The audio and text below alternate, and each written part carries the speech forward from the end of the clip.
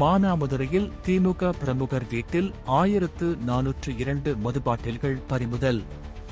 தமிழகத்தில் நாளை மறுநாள் சட்டசபை தேர்தல் நடைபெற உள்ளதை முன்னிட்டு இன்று முதல் டாஸ்மாக் கடைகள், பார்கள், தனியார் மதுபான கூடங்கள் ஆகியவற்றை 3 நாள் மூடுவதற்கு உத்தரவிடப்பட்டுள்ளது.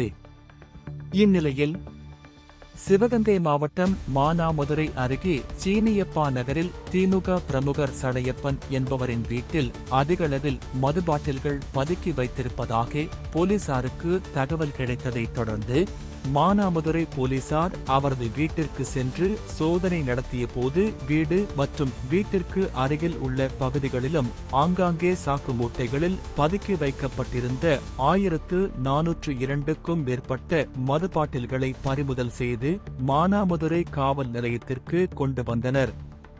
போலீசார் வருவதை அறிந்து திமுக பிரமுகர் சடையப்பன் தப்பியோடிவிட்டதாக கூறப்படும் நிலையில் மானாமதுரை போலீசார் வழக்கு பதிவு செய்து விசாரணை நடத்தி வருகின்ற நிலையில் தப்பியோடிய திமுக பிரமுகர் சடையப்பனை தேடி வருகின்றனர்.